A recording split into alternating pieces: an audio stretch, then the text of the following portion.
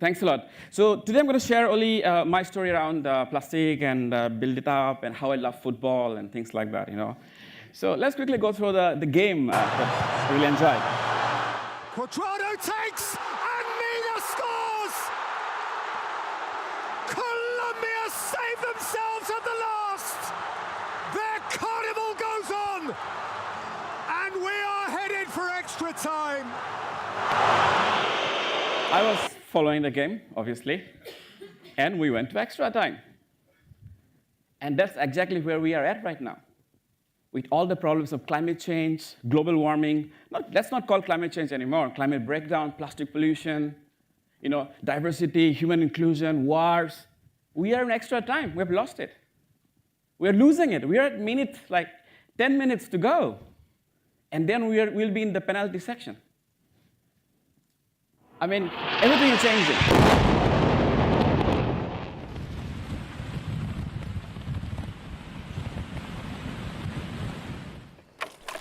Oh, look at that, man. Oh my gosh, this is ridiculous.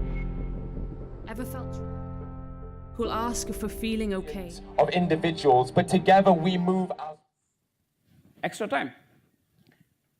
These days, whenever I look into my newspaper or the TV or the BBC, for example, I know everything is wrong. I mean, the recent two BBC documentaries around microfibers clothing, and you've seen the one here. It's really sad. It's really sad. Around the new IPCC report around climate change that came out last week, and the comments and how he just got 10 more years left, 10 minutes in extra time.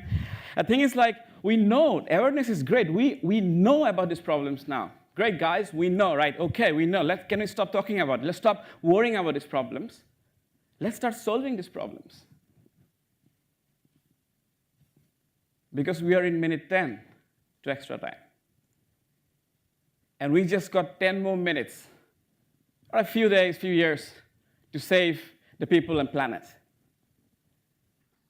But one of the things that I'd like to add to it is that the only way we can save the people, the planet, in the current economic design is also with the help of profits.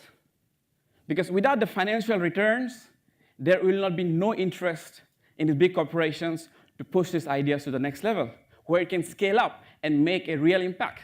Not a small business that's going to disappear in 2 years down the line because they ran out of funding. So it's time for us to think about solutions. How can we solve all these problems? As Adventure, we're in a very unique way to do that because we use our gut instinct to, go for an adventure. Then we use our head to to solve a problem if we have, and we start using our heart to go and solve the problem that we have. This is what I'm telling, but this did not go according to plan for my own thing.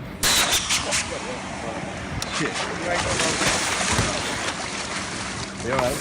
Okay, yeah. Super confident. Yeah, I'll be there in front of Port of London, and I failed.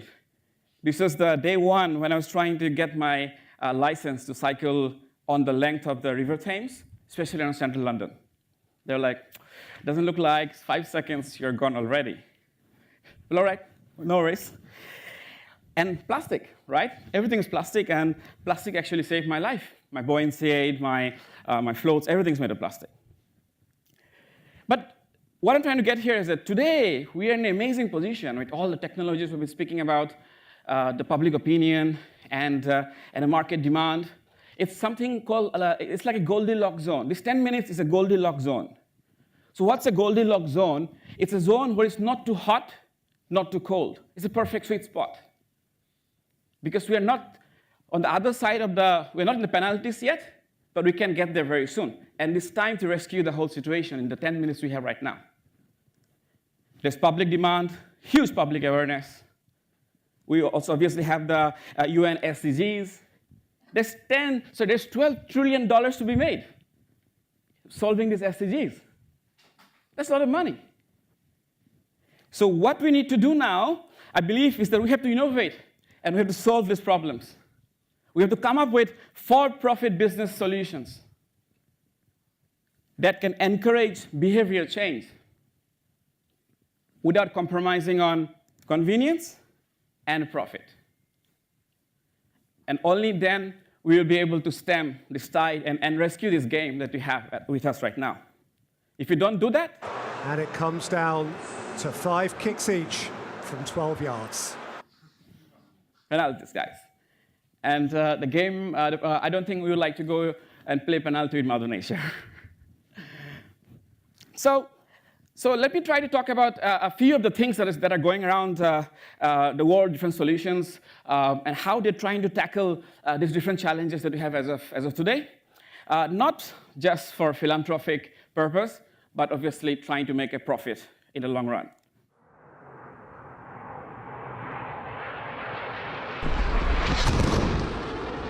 طلعت لبرا على باب البيت وإذ نفذ يعني عنا في بنش. وكانت الضربة بساحة السوق يعني كانت ضربة يلاقيني 4 صواريخ سوا مع بعضهم ضربوا. Syria. We have a lot of airstrikes going on in Syria right now. Many people are dying. Pentagon wants to kill someone, they go and kill them. But many innocent people around those areas are dying as well. So this new company, Hala Systems, it disappeared. Okay, anyway. Hala Systems is actually using AI and machine learning to predict these airstrikes and let the people know using mobile phones and other kinds of sirens, because every aircraft has a different signature and things like that. So they're really getting to the core of solving the problem, saving people's lives. That's one example of AI and machine learning being used to really save people's lives. And obviously, they're going to resell the same technology they're building to other different use cases around the world. Wildbook is a software platform which allows us to use computer vision and artificial intelligence to identify down to individual animals. Not only zebra, giraffe, turtle, or whale, but Zippy the zebra, and Terry the turtle, and Willie the whale. Game-changing in terms of trying to conserve animals. I can actually name them now with the use of machine learning, image recognition, and things like that. They have been naming whales and all kinds of wildlife, zebras, tigers, bears. Excellent work. The same technology can be used for many different uses, but amazing that the opportunities we have now to save the planet using all the resources we have and also trying to make money at the same time. This is something that I'm sure most of the people know. AI, machine learning, branding, digital marketing, finance. We all have different skills here. If you put them together, I'm sure we can solve these big problems for sure. Very easy. This is interesting. Air carbon, plastic.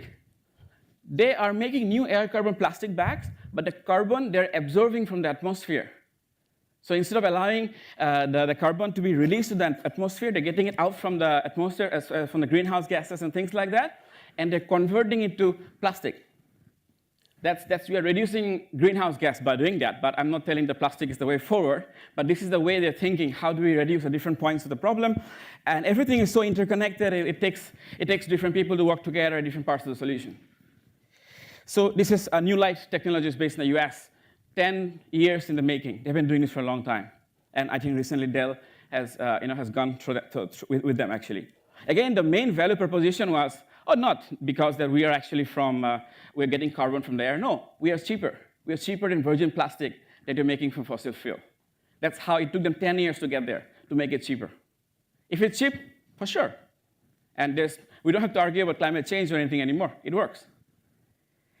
So let's come to plastic pollution. So that's something I'm very interested in and work around as well. This is a coot trying to eat a plastic bag in Little Venice, Paddington area. So we don't have to go to the remote gyre and find plastic, microplastics, fish eating plastics. Right here. So this is just one of the videos. I have more videos of coots and ducks trying to eat styrofoam. Just go for a walk, and you will see the nests they're building and things like that. So it's happening right in the backyard. So what I try to do is, to raise, I was focusing on raising awareness before, and to raise awareness, I thought, let me cycle on the River Thames, and you saw me how it began. And it didn't go well 2 weeks ago as well. So I was on the Hudson River. I had a puncture, obviously. And then plastic tried to kill me because one of the fishing line got caught in the propeller. And I was stuck there with the tide pulling me out, and I could hear the puncture going down. And I had for the first time, I carried a emergency, paddle to paddle the hell out of the place. I was very naive. I even gave my VHF radio to someone else, like, hey, I don't need it, I'm all right. So yeah, this is what I do. I try to collect plastic using the bike, and people are interested because it's a road bike, handmade bike of bamboo and things like that. But it helps me to raise awareness and talk to people around how we need to start focusing on solutions, not just the problems. It's enough of complaining, enough of this bad news every day. It's always bad news. I think because we have all the skills to go and solve this stuff. Let me try to take you through a few of those buzzing startups and disruptive businesses that are trying to disrupt the current plastics economy, because that's what I work on right now. It's buzzing. This is buzzing. So let me take you through the different demographic, I would say, what this 12-year-old girl is trying to do. Hi, my name is Anna. I'm in 6th grade. I live in Andover, Massachusetts, and my project is about developing a smart infrared-based ROV to identify microplastics in marine environments. You can see, here is my new ROV, which is tethered to my control box. I am testing it out in Boston Harbor. I'm using infrared to detect plastics because this technique is widely used. 12-year-old. Using infrared to build her own underwater vehicle to go and collect plastic. I'm really, really happy that people as young as 6 are thinking about it. And then we have campaigns like In the Drink, right from London, where, because a bunch of paddleboarders and kayakers and water sports enthusiasts around the Thames saw a lot of plastic bottles they're collecting, and they collect a lot of plastic bottles, plastic cups, plastic cutlery, and things like that. They're like, enough of this crap, Let's go and solve it at the source. Let's try to stop the source, stop this plastic coming from the source, and let's try to help the businesses. Give them a cost-effective solution. Again, not compromising on convenience and profit, because if you compromise on any one of these, then the uptake will be very, very slow. And this is a kind of a deposit return scheme to remove single-use plastic from the waterways in London right now, to be scaled around the world. This is a robot. It's crazy. Anyone can log in from a mobile phone and start cleaning up the river in Chicago. So they have this robot lying there. You can log in, and you can start playing with the robot, collecting plastic and bringing it back. Different stuff, yeah. Urban Rivers is the company that's doing it in Chicago. They had a great Kickstarter campaign. Obviously, we know about the Ocean Cleanup Project, doing really well, very young guy. These are all great stuff in terms of cleanup, but there are other stuff to think about. Okay, I have cleaned up like 100 tons of plastic, right? So what do I do with this plastic? Where is the recycling? We don't have recycling here. It's all contaminated. We're going to send it to landfill, maybe to Asia. Or not Asia anymore, maybe Africa. Or maybe to space now. I got a huge space program coming out. But yeah. So a lot of innovation is happening in the recycling space too, around, say, for example, we have a lot of mechanical recycling, but they're working around chemical recycling. How do we break those plastic polymers to the monomers so they can do infinite recycling all the time? But let me share with you some simple business models. Say a household cleaning product. There's a company in the UK called Splosh. A household cleaning product has 3 parts, the plastic packaging, the water, and the chemical concentrates. We have water in our home. Packaging we have already, or I can buy for the first time. And then they just ship you the chemical concentrates once a month, based on what's the frequency, right? So I have saved plastics without waiting for DEFRA or for any regulatory framework to come and change stuff for me. I have saved carbon footprint because it's smaller and lighter packaging. These are the innovative business models that we're looking for, to go and disrupt the current economy without relying on any policy changes. Miwa is another app that are trying to encourage reduce single-use packaging from the food, from the supermarket. You can use your own container order using app and things like that. Very quick machine. There's another company called Cup Club in London. Why do you want to own packaging? Why can't you rent packaging like Uber for packaging? It's more about Uber for cups and things like that. They are I think they're in John Lewis last week, and they've been playing around a lot. So it's really great. E-commerce. Loads of e-commerce packaging we have. This is a company in Scandinavia called Repack. So they send you the specific packaging. So after you have used your product, you just go and drop it in the post box, and then it gets shipped, cleaned up, and ready to be used for the next business. Microfiber, right? That's the big thing now. Microfiber for all the outdoor clothing and all the polyester and stuff like that. So these microfibers leak from the from the washing machine. So at every wash, it can leak up to 1 million microfibers to the environment. 2/3 of the fish that are sampled from the River Thames has microfibers inside. Microfibers in the water we drink, in the food we eat, and in the air we breathe. What can we do with these washing machines? So this company based in Slovenia have come up with a nice filter that you can actually connect to the end of the washing machine that can actually stop the microfibers from leaking. It's important to note that these are microfibers. If you see them, they're not microfibers. There are many products in the market where they're catching up where you see, oh, it's a microfiber, it's not. So these are the really good filters that can really filter those small microfibers out of the washing machine system before it gets out. Plastic roads, good stuff. In Amsterdam as well, they're doing a lot of cycling roads around plastic. I believe in this innovation, but we also need to think about end-to-end life cycle. What happens when it starts to degrade and all the chemicals start leaking out to the environment? So those life cycle analysis is quite important as well, which I have not seen so far from any of these new businesses. EvoWare is great. They are rethinking packaging. No more standard plastic, PET, and other kinds of packaging that's made of seaweed. Because this is a company based in Indonesia, I'm sure you know. It's very helpful because the Indonesia and other developing economies, there's a lot of need for small sachets and pouches of shampoo, toiletries and things like that. They can quickly replace everything with seaweed that can completely dissolve in the water and things like that. Obviously, the other questions come out is how sustainably are the seaweed grown and things like that. But they're still in a proof of concept, and obviously they're going to sort it out as people become more and more aware of what's going on. And why does a water bottle need to look like a water bottle, right? So this brand from Imperial College in London, this is just made of seaweed. It's amazing. So they're rethinking the way how packaging is done, And this is how we can innovate and solve problems by rethinking stuff that we've been used to for so long. All this stuff. Someone designed it like 20 years ago, and we think this is how the design should look like. The other problem I have with, I don't have, the designers have in all these big brands is that they would like to innovate and help the environment, but their hands are tied by the design brief from the corporations. And that's why I'm trying to get them out of those corporations and really go and fund them and help them fly and do good stuff and rethink and redesign everything. This is great. Recycling. They're creating plastic from food waste. That's like solving few problems at the same time, based in the US.